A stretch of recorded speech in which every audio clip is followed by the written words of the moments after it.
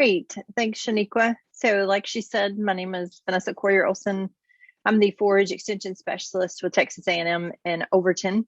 Thank you for joining us this evening for our Ag in the Evening program. Yes, and tonight my topic is right herbicide, timing, price, and control. So I'll do my best to cover. I'm really going to focus tonight on Resaline, which is a fairly new product.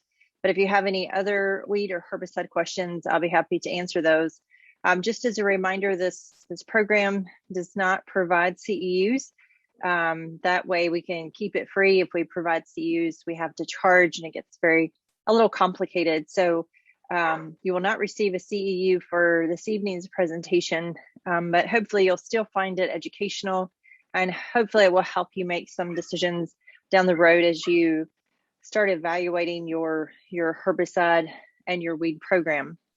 So just very briefly, just to cover some kind of best management practices, just as a reminder of some of our different methods of weed control. Besides the use of herbicides, there are a lot of other practices that we can employ into our operations that can help to reduce some of those weed populations.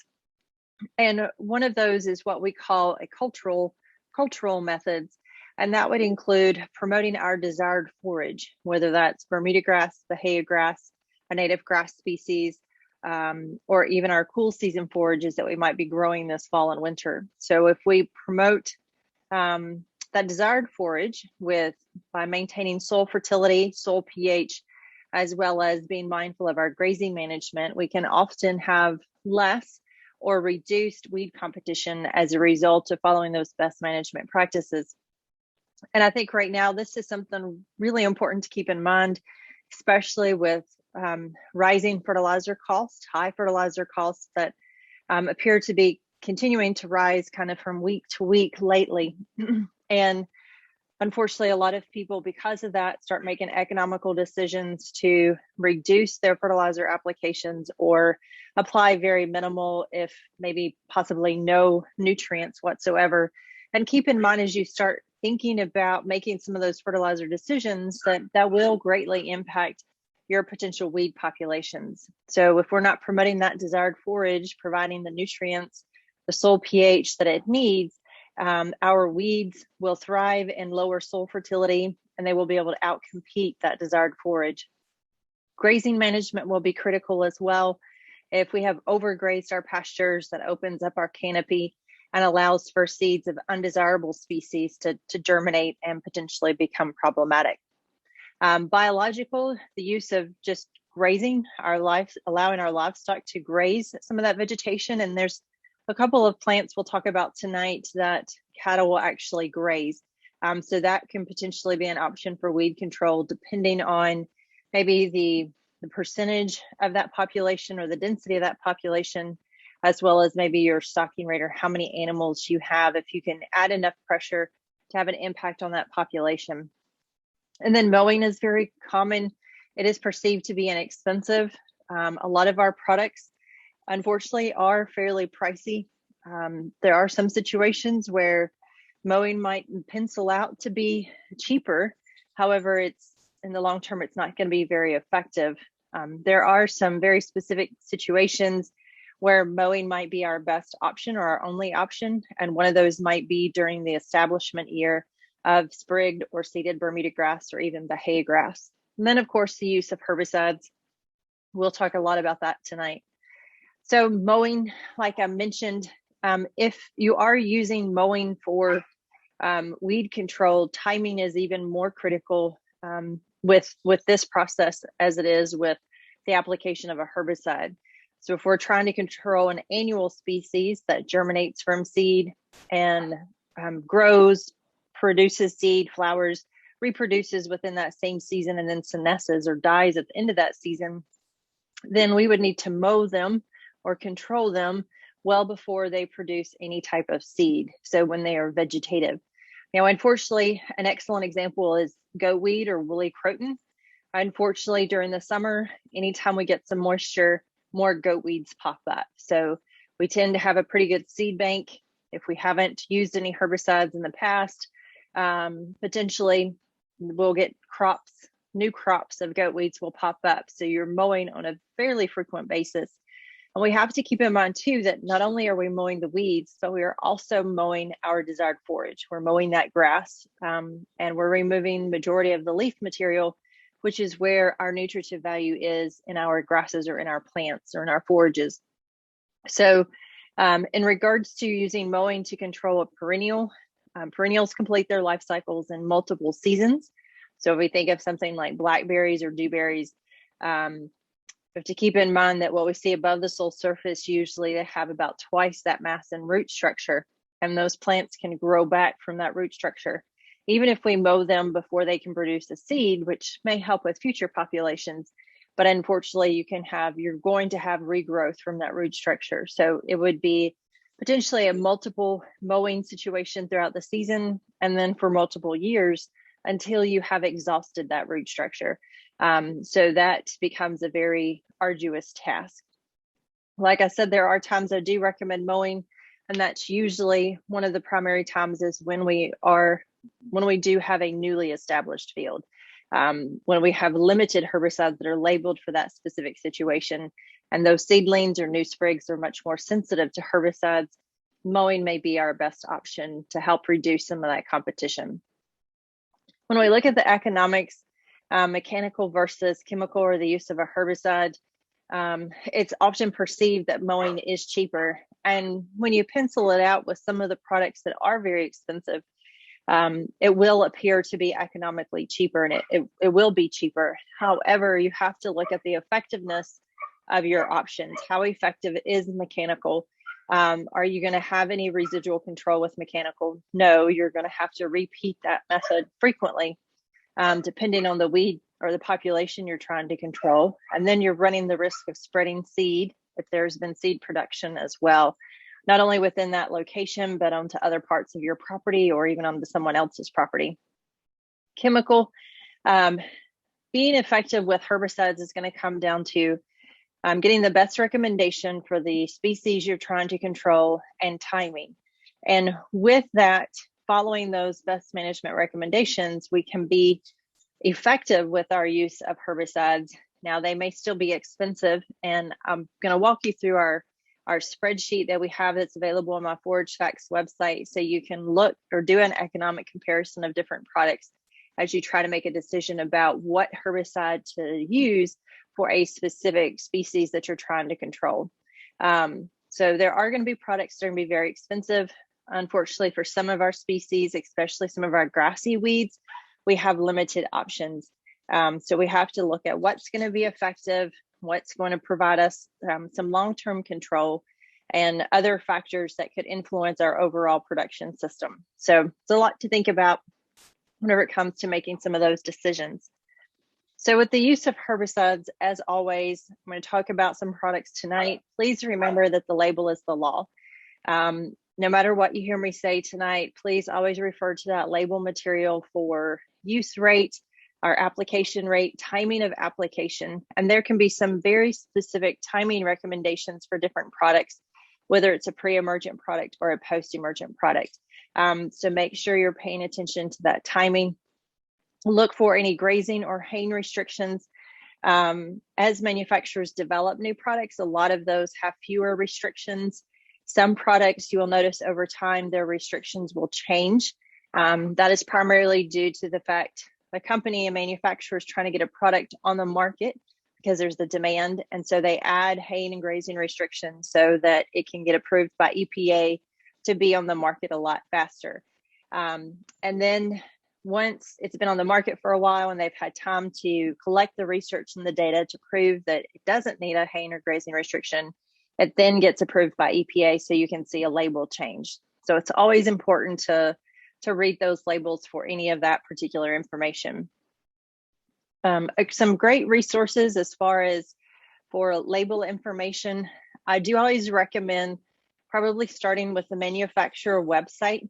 Some of those can be challenging to locate labels. Make sure you're looking for pasture, hay, or rangeland products within that company, because a lot of our companies such as Bayer or Corteva are Monsanto, what have you, make products or produce products, manufacture products for a lot of different agricultural situations. So you need to make sure that you're looking at pasture and range products. But some other resources that can help you, cdms.net is a labeled database, as well as greenbook.net is another labeled database where you can download, you can locate, download pesticide labels. So that would include herbicide labels, insecticide labels, etc. Now, both of these websites are not exclusive to pasture and range or hay production. So you'll come across products that are labeled for turf, which may be helpful for your home use, and other products. So make sure you're locating labels that are actually, or products that are actually labeled for pasture and hay production. If you ever have any questions or need help finding a label for something, please reach out to your county extension agents or myself. We're happy to help you locate those.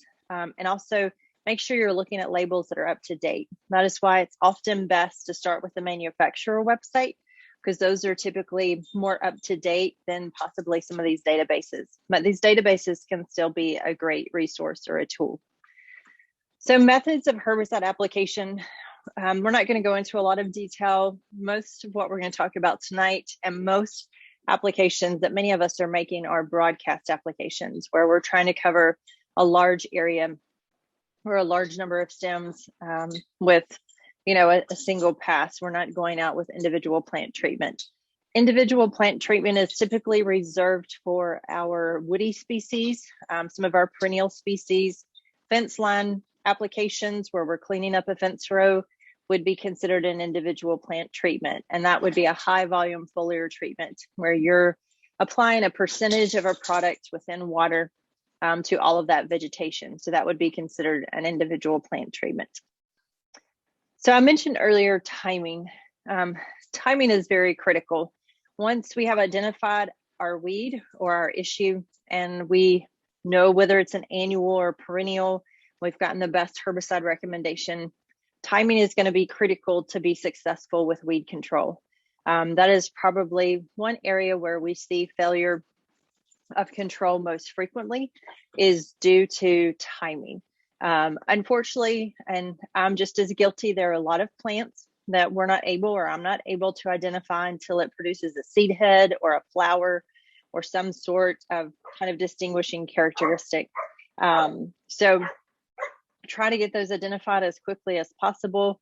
Pay attention throughout the season, maybe collect some samples, get them identified, and you may not be able to make timely applications that season, but hopefully you would be prepared moving forward for the next season that you're trying to control.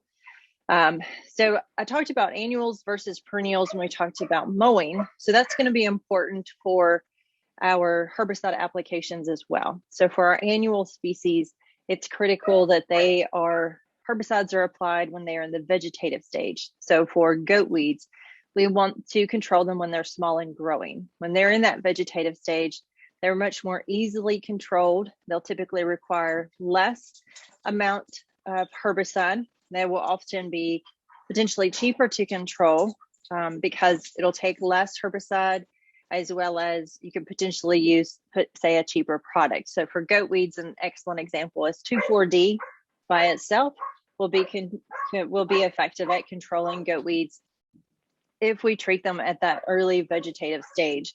If we miss that stage, then we're either going to have to increase our rate of application with 2,4-D, or we might need to use something such as Grazon Next, which is aminopyrrolidin 2,4-D, to be effective to control that larger plant. Keep in mind those annuals, once they've produced a flower or a seed head, they're just going to die. They have come to the end of their life cycle. At that point, I feel like spraying a herbicide might ultimately be wasteful economically, as well as wasteful of your time and wasteful of that product, because that plant is just going to die. I think it's important that we try to time it so that we can be effective and as well as economical. By making that application at the right time, we're going to save our money as far as not wasting that product, and hopefully we'll be very effective. Now, something else we have to keep in mind with annuals is, yes, we can control goat weed with 2,4-D by itself. But 2,4-D does not have long soil residual, which has its pros and cons. One con as far as weed control is the fact that it will not provide continued weed control of goat weeds for that season or for part of that season. Because like we mentioned, those goat weed, we have a lot of seeds potentially in our soils, and they're going to germinate at various times through the season. Maybe when we have some rainfall, or maybe after we've taken a hay cutting and we've opened up that canopy, and so that seed has some sunlight. There could be various reasons that those seeds decide to germinate at a given time. So using a product that has some soil residual, such as aminopyrrolid, which is the active ingredient in Grazon Next HL. It's also in Chaparral, which is aminopyrrolid and metsulfuron methyl, or it's even in the newer product from Corteva called Duracor. And Duracor does not require a license, whereas Grazon Next HL does. So that could help make a decision on those particular products. But by applying that aminopyrrolid has soil residual, so that can help provide some season control or some control throughout that season and reduce the number of applications we might need to make. So as far as perennials, they're often a little bit more tricky. Perennials, it's going to be dependent on the species, so it can vary. Take, for example, Carolina horse nettle, silverleaf nightshade. Those need to be, herbicide applications need to be made when they are blooming. And perennials typically are going to require herbicides that are a bit tougher. 2,4-D by itself is not going to be very effective on silverleaf nightshade or on many of our perennials. Now, in combination with other active ingredients, it can help with the control of those perennials, such as Grazon Next HL, which is aminopyrrolid and 2,4-D, is an excellent product on Carolina horse nettle or silverleaf nightshade, as long as it's sprayed when they are blooming. Now, of course, the very common question I get about spray timing is everyone wants, they'll email me about a weed and want to know, what time of the year, what month do you likely need to spray? Well, unfortunately, that's going to vary from season to season because that seed germination and those populations are highly dependent on weather. As I know many of you have noticed over time, since you've been in forage production, that there are years where you don't really see that many sandburrs. And then other years, it seems like they're coming out of nowhere. You have them all over the place. And there's years there's more crabgrass versus others, or it kind of varies as far as what some of those populations are. And it's highly dependent on weather. Our weather during the spring, our weather the previous season, various things can influence those populations. So we just have to scout our fields, kind of already be familiar with our property. Hopefully we're already out and about, either collecting soil samples, moving livestock, looking at our livestock, feeding hay, checking fences, what have you. We're probably already out and about. And so we can start scouting. I can usually give you kind of an idea. Say for sandburrs, as far as post-emergent, there's been, I did a 2-year evaluation back when Pasture just came out. And 1 year I sprayed in May, and the next year I didn't spray until June. So you just have to start scouting close to those times. And if we keep in mind that our warm season weeds are going to start germinating and are going to germinate fairly early and start growing about the same time our warm season perennials initiate their growth. Now, keep in mind our warm season perennials might germinate in January or might break dormancy in January, February, but they don't really start actively growing often until May or June. For this year, they didn't really start growing until June. So a lot of our weeds, our warm season weeds, we really didn't see a lot of activity until that June and even July time period. So it will vary from year to year as far as some of that timing. So something I wanted to spend some time tonight talking about is Resilon. It's a new product. It was released over a year ago by Bayer, Product name is Resilon. It's manufactured by Bayer. The active ingredient is indaziflam. Okay, it's completely safe in Bermuda grass and Bahia grass. And this is one where timing is very important. So it is a pre-emergent product. So it is labeled for pre-emergence, before the seeds have germinated, before that vegetation has emerged. Now, there are some situations, especially with ryegrass, where we can apply the product late, potentially. It's not ideal, where we might have some emergence, but it's important to understand any of those weeds that we're targeting with Resolon that have already emerged are not going to be impacted by indaziflam. It is solely a pre-emergent product. So there may be times where we need to add a post-emergent product as well. And we'll talk more about that specifically with some of our weeds. So their recommendation is kind of a two-step program or two application program. I have had producers that have only made one application and felt like they had good control, but maybe not as good, or felt like they could have had better control. And I think the key is that two-step approach. So you will need two applications. And they do say per the label, at least 60 days. There will be specific recommendations for specific weeds with this particular product. Dr. Scott Nolte has done quite a bit of research in College Station and in Central Texas with this product before it ever came out on the market. I've done a few applications and I'm going to be doing some this fall. So I'm also working with this product. So we do have some experience with it here in Texas. And the primary target species right now have been ryegrass, annual ryegrass, crabgrass, sandburs, as well as foxtails, yellow, green, and giant foxtail. And we'll talk about each of those, the recommendations with this product, as well as other recommendations for some of these grasses. So you'll notice they're primarily annual species. Now there'll be some caveats or some disclaimers with sandburs and foxtail, but we'll get to that. So it is a fairly low use rate. They have found 3 ounces per acre is very effective on many of the species that we're trying to control with Resolon as a pre-emergent, but the 2 applications is still critical. If you talk to anyone from Bayer, they will really emphasize the timing aspect of this product, and they will tell you early is on time.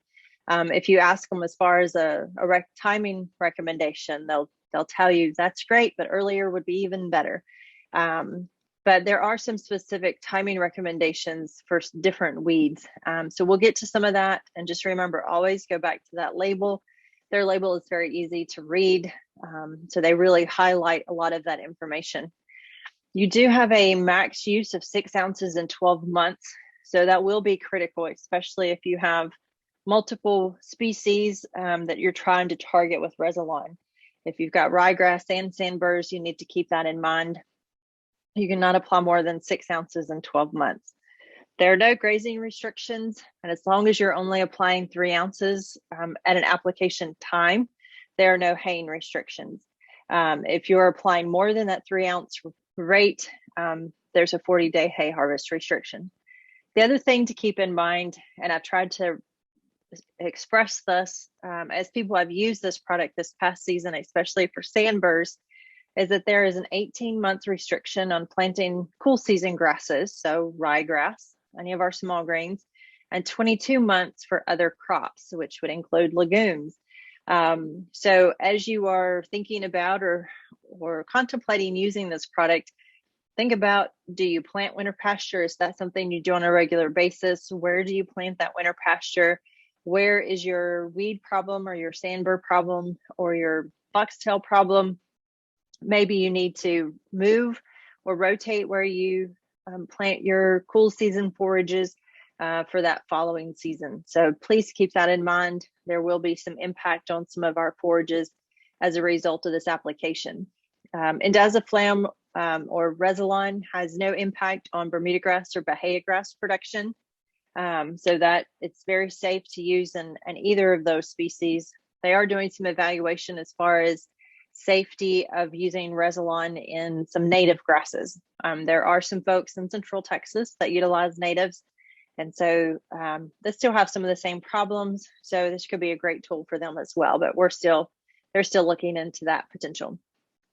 So based on what Dr. Scott Nolte has done so far in Texas, has forage safety. It's safe in Bermuda grass, Bahia grass.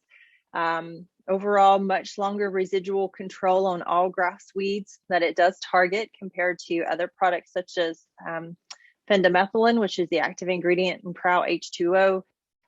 So that is an added benefit. Does provide consistent control on sandburrs compared to Prow H2O, which is a big issue for a lot of us in Texas and Central and even in the eastern part of the state, of course. So we're continuing to do evaluation, different grass species, as well as a different targeted weeds, especially maybe potentially some of our perennial grasses. So one of the first grasses, annual grasses that Resilon will control is annual ryegrass. Now, not to everyone is ryegrass a weed. Volunteer ryegrass in a hay meadow is typically found or referred to as weed. Now, there are some hay producers that do not mind volunteer ryegrass. They just harvest it for hay cutting during that spring.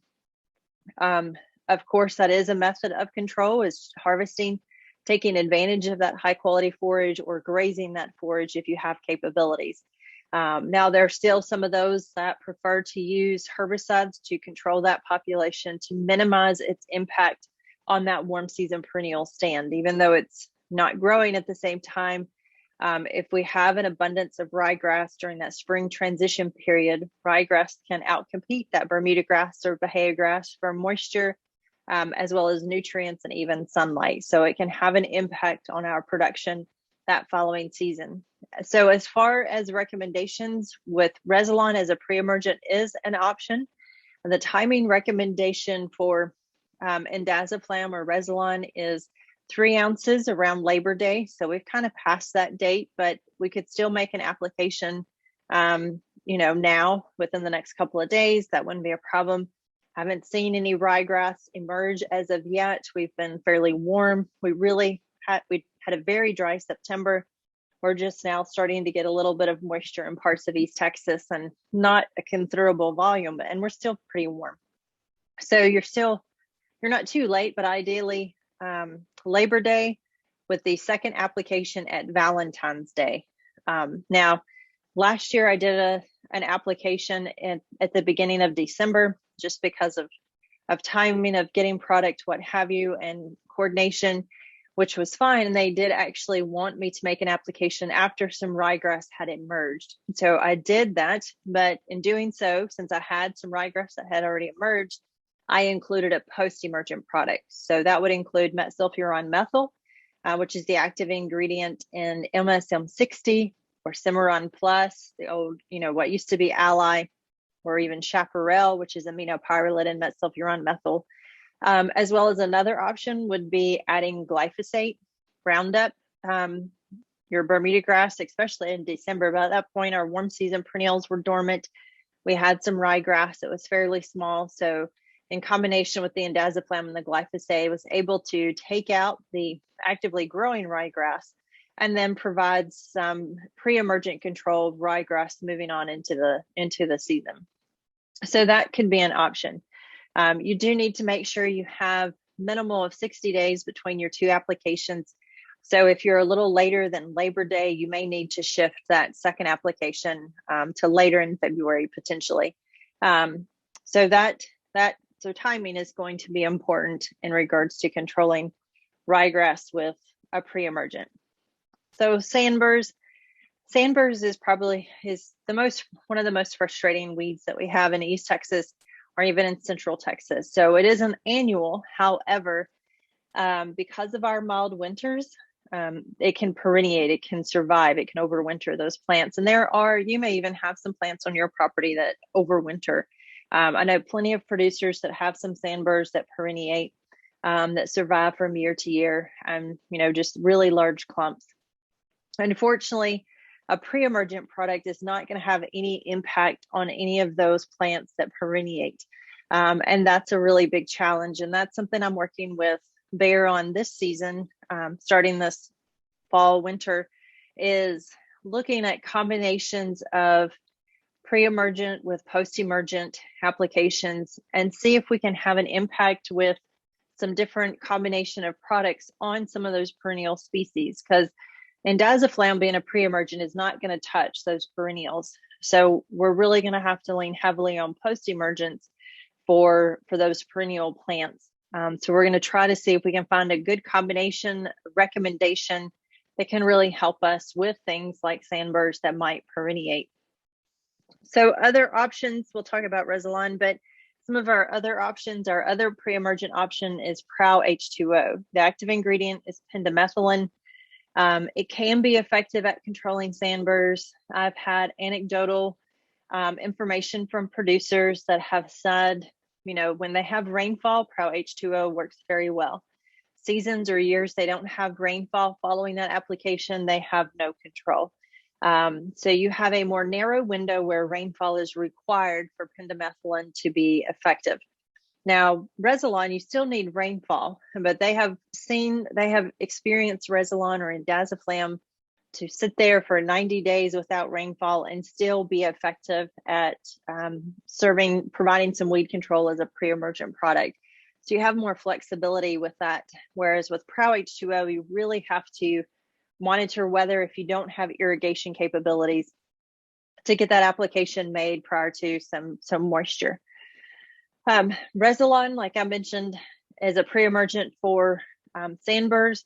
Timing recommendation is going to be December, January time period for the first application of 3 ounces per acre, with the second application made around the timing of a first harvest, possibly after a first harvest if it is a hay meadow. If it is a pasture, you can kind of anticipate that time period. That could be late May, early June. Will really depend on our weather in the spring as to when that time might fall. So that's the 2 applications for sandburrs. Keep in mind at that second application that you might be making May or June of 3 ounces could possibly require a post-emergent in combination. It will just really depend on if you have any plants that have perenniated, as well as if hopefully you haven't had any new sandburrs emerge, because hopefully that first 3 ounces has taken care of those.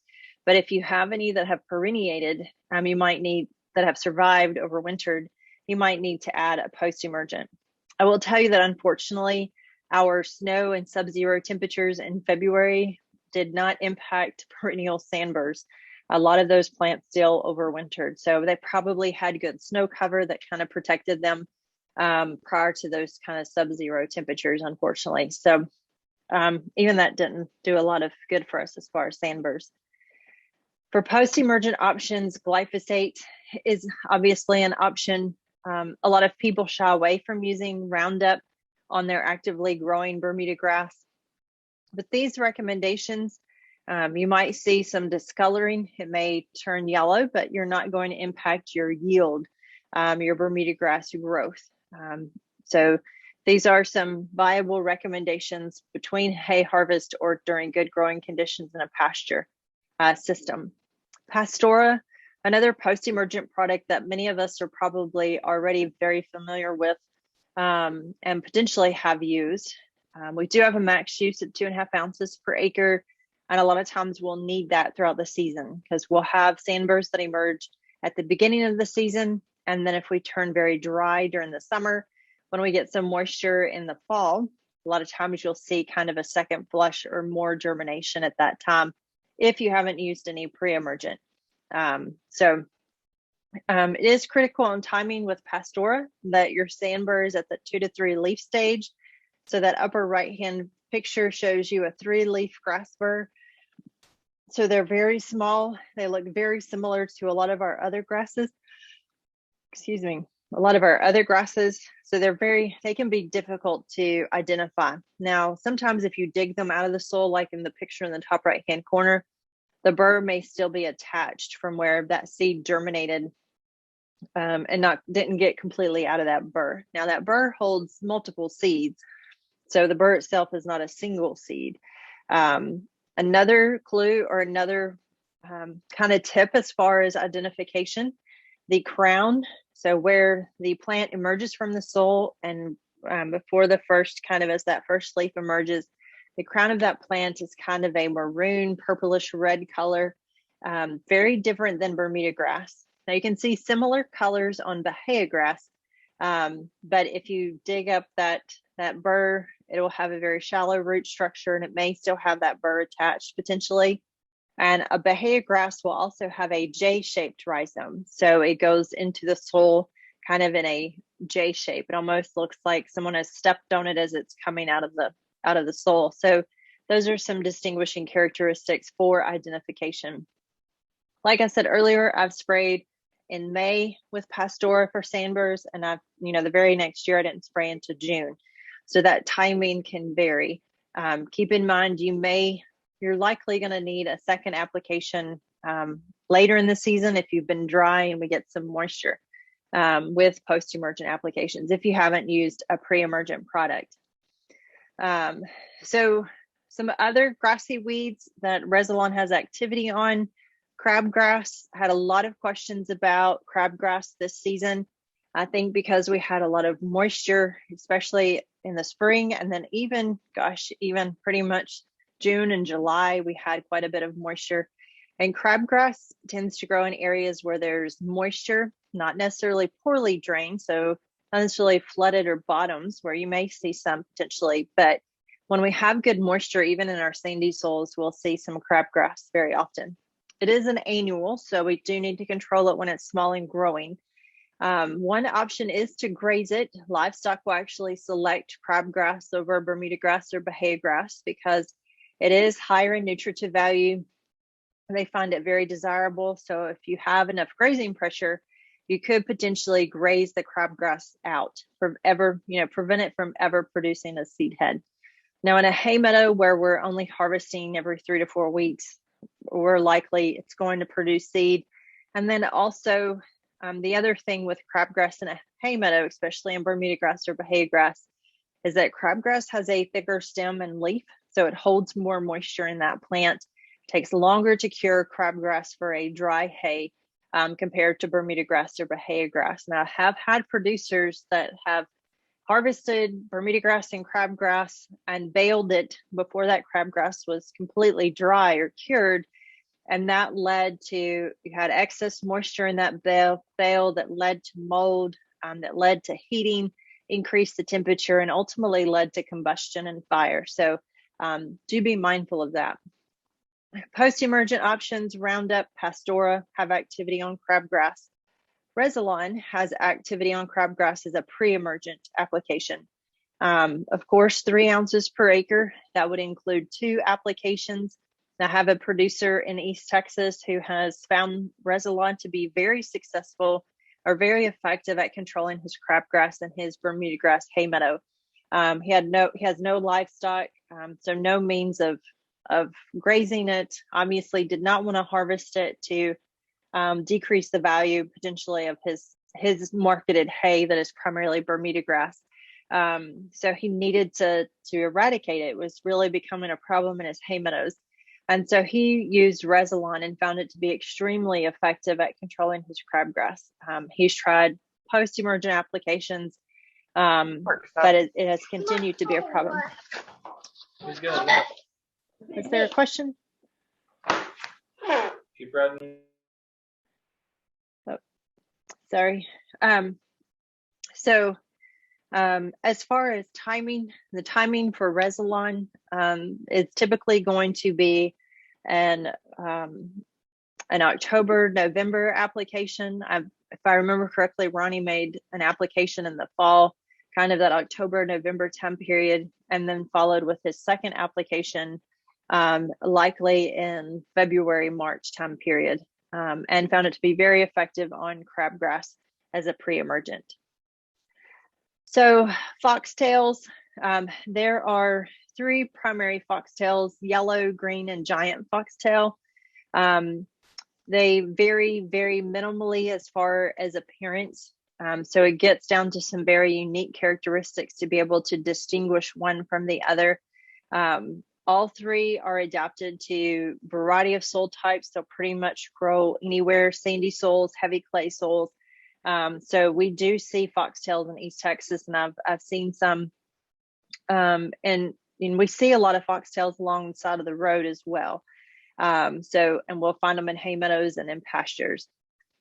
Most of them are annuals, but there are some perennial foxtails, and those are the biggest challenge with something like a pre-emergence such as Resilon. And Resilon is very effective at controlling annual foxtails, but the perennials become the challenge. So I'm collaborating with Bayer this season to evaluate some different options to have an impact potentially on some perennial populations of those foxtails. As far as post-emergent options, glyphosate or Roundup would be an option. I don't recall, I'd have to check the label, and I apologize, I didn't do that earlier. Pasture could possibly have some activity on those annual species, but I would recommend checking that label before jumping to that conclusion. But foxtails are going to be another species that we can potentially target with Resilon as well as a pre-emergent, especially on those annuals of green, yellow, and giant foxtail. Here's some other pictures of a foxtail kind of out in the environment. You can see this is in a neighborhood, but you will see it in turf situations as well as in pasture and hay production. And I see quite a bit of foxtail along roadsides and in ditches, out in the country areas that likely aren't mowed maybe on a frequent basis. So there's a closer look at a seed head. Some even have more awns on the seed head as well. So as far as, timing is going to be very important for Resilon, as well as, all of our herbicides, post-emergent or pre-emergent. So as you are evaluating options and looking at what's the best recommendation, please follow recommendations as far as timing. Do keep in mind with some of our products, including Resilon, they can have residual control and can have an impact on following crops such as cool season ryegrass or other cool season grasses, and even legumes. So the products under legume program we can use throughout the summer, and they have very short residual control. So they're not likely going to influence our legume seed germination in the fall. Now, we do recommend counting 6 weeks back from when you intend to plant. So if you choose October 1, count 6 weeks back, and that should be your last application of even with something as simple as 2,4-D. Now, you could continue to use glyphosate or Roundup during that time period. Roundup or glyphosate has no soil activity, so it's not going to influence seed germination. So just something to keep in mind as you're thinking about or potentially might be planting some winter forages this season. Hopefully you've kept records of what you've sprayed where, so you can make decisions on your cool season forages for the following season for this winter. So I do want to show you very quickly, if you're not already familiar with our insecticide herbicide cost per acre spreadsheet. This can be very helpful as far as evaluating cost per acre of various prices or various products, excuse me. So if you go to my Forage Facts website, there is a publications tab. So if you click on the publications tab, you will notice it's actually at the very top. We made it as easy as possible to find. You don't even have to scroll. You'll see spreadsheets, and you will see the herbicide insecticide cost per acre spreadsheet. See, I think there was a question. I'll get to your fertilizer question, or your question here shortly, Diane. All right, so you'll see the herbicide and insecticide cost per acre spreadsheet at the top under publications. If you click that link, unfortunately, it takes you to yet another page where you have to click another link, but it's the only one. It'll say herbicide and insecticide cost per acre spreadsheet. This one was updated almost well over a year ago. We will be updating that soon. So you can look for that. Once you click on that, it will, on that same page, it will pop up with the Excel spreadsheet. Now, what I recommend doing is in the upper right-hand corner. For some of you, it may download automatically, but this is what it did for me. Basically, kind of put it on another page. You could use it within that. What I would recommend is using the download feature in the upper right-hand corner. Can save it to your computer, to a flash drive, whatever you choose, and then you can use it from there. So I'm going to switch. I'm going to stop sharing. So I actually have the spreadsheet. I wanted to pull that up. It's a little bit easier to see in that means, as opposed to on a. Vanessa, on the Pastora, what specifically were you looking at? I pulled up the label to see. A foxtail. It does cover foxtail. It has a specification for the yellow. It says controls best with mixed with glyphosate. Okay, thank you. I appreciate that, Shaniqua. No problem. So always good to have a good assistant on hand that can, in the background, do those things for you. Okay, so hopefully this is what the spreadsheet looks like once you have it downloaded on your computer and then you open it. You'll notice at the bottom there's different tabs, directions. You always want to start there. That can help clarify anything for you. So the directions for the herbicide aspect is first, and then you'll see the actual herbicide cost per acre spreadsheet. So when you're looking at the spreadsheet, you will see the product name in the far left. So those are what we're typically much more familiar with. Grazon Next HL. You'll see Duracor is listed on here as well. We have tried to group products that have at least one active ingredient in common together. So these that are kind of highlighted in this blue color, if we look at active ingredient, which is in column C, you'll see aminopyrrolid. So all of these contain aminopyrrolid. So a lot of times I try to use trade name as well as product name or active ingredient, so that we can, even if I recommended Grazon Next HL, it has aminopyrrolid and 2,4-D. You might find another product that has aminopyrrolid that may be cheaper on a cost per acre basis, that could hopefully still provide some control for that specific weed. Now, there are some weeds that have very specific recommendations. Milkweed, in my experience, Grazon P+D has been the best recommendation on controlling milkweed. So once you find the product name, it will tell you the common name or the herbicide, the active ingredients, the mode of action, the pricing unit, and then the price per unit. And so that's column G. You'll see those numbers or values are in blue. That's the only column that you can manipulate or that you can change. So in this scenario, Grazon Next was $48 a gallon. So then we can look at different application rates per acre in column H. We have 1.2 pints, 1.5 pint, and 2.1 pints. Now, we have kind of selected, we haven't likely included all possible rates for that particular product, but we've tried to include some to give you a general idea of the potential cost. So if you are applying Grazon Next HL at 1.5 pints per acre and the product is $48 per gallon, it automatically calculates your herbicide cost per acre. So it'd be $9 per acre if the price per unit was $48. So then you can compare it to Duracor, has previously been about $96 per gallon. You do have a lower use rate. So if you make an application at 20 ounces per acre, that's going to cost you $15 per acre with Duracor. So this is a great tool to be able to compare some of those different products to look at the cost per acre.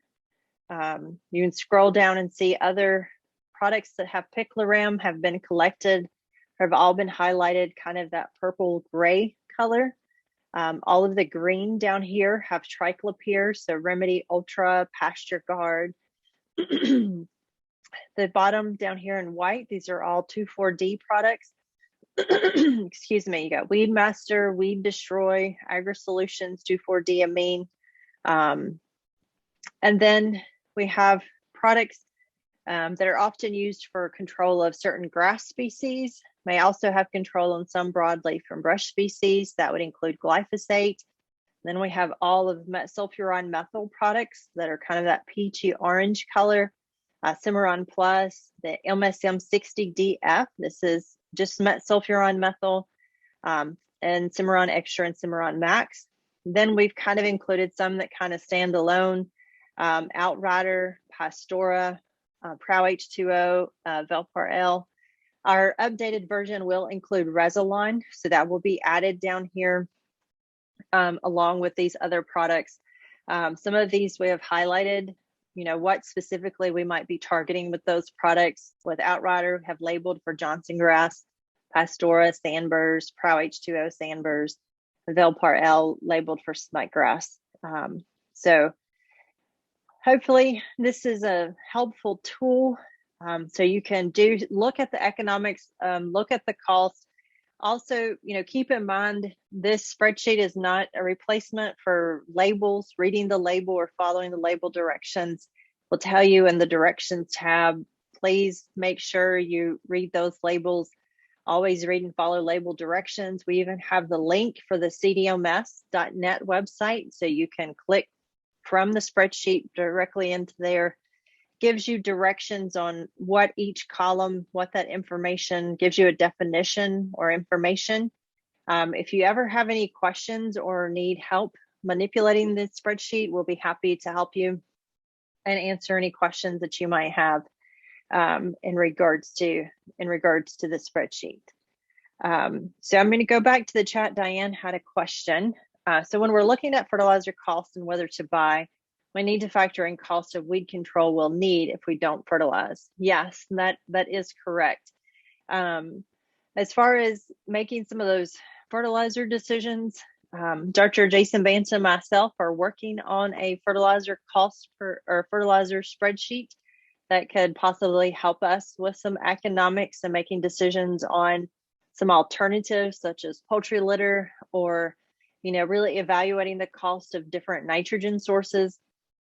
So hopefully we'll have that out before the new year, and that can help us, especially for our next season, as far as making fertilizer decisions. But yes, you will need to keep that in mind when you're looking at, the cost of fertilizer. The less money you spend on fertilizer, you may need to, some of that money is likely going to need to go to herbicide. So do keep that in mind. That may not, for some of our broadleaf weeds, we tend to have more choices, more options as far as herbicides. But with our grassy weeds, a lot of them are very limited to our options, and many of them can get very pricey. Our pre-emergent products, we don't have a lot of options for established Bermuda grass pastures and hay meadows, or even Bahia grass, Resolon and pendimethalin or Prow H2O. So both of those are going to end up being somewhere from $20 to $30 per acre for an application. So pretty pricey. But depending on your weed species and your density, it can be very effective if applied at the appropriate time, which can make it potentially cost effective. But we do have to look at the economics. So the question is it too late to spray herbicide on dewberries, and what would the recommendation be? So we are after fruit drop. So my recommendation on blackberries or dewberries would be possibly Chaparral, Remedy Ultra, Surmount. Those are some options. I'll be happy, Diane, if you want to send me an email, I can give you some rate recommendations specific to some of those products. But we'll likely need to use Remedy Ultra, Surmount, possibly being after fruit drop at this point in the season. Hopefully we're not going to cool down super fast, so you should hopefully still have some time, because we need translocation of that herbicide through the plant material. That's going to be very important for perennials to get some herbicide down into that root structure to potentially take that out as well. You may likely still need to be prepared in the spring. You may have some, even if you had sprayed earlier, you're likely going to have some new growth potentially come from some of those plants. So you can be prepared in the spring to hit them, or early in the summer potentially. Right. So her comment is, we've been waiting for rain, but so far not much luck there. Yes, unfortunately, we've had a very dry September. We had a lot of rain in the spring and summer. Right now, our fall in East Texas has been very dry, so it's put a damper on a lot of activities, continued herbicide applications, as well as planting winter pasture. Any other questions? We do want to remind you of other upcoming Ag in the next series of Ag in the Evening programs. I will share my screen again so you can see some of our upcoming dates and topics very quickly. So November 9th, Dr. Jason Banta is going to be covering heifer selection and development. We're going to take December off with the holidays. Everyone gets very busy between Thanksgiving and Christmas, potentially traveling, a lot of CEU programs, what have you. So we'll see you back at the new year on January 11th. Dr. Banta will be talking about cattle record keeping, taxes and production. So it's a great time to start making sure you have the information you need for taxes and just what you need to keep records of. And then in February, we will cover fertilizer considerations. So highly recommend participating in any or all of these. Do remember that we do record these, so we keep them posted on our website or on our YouTube channel.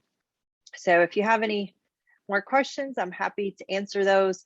And we're always happy to help. Thank you guys for participating.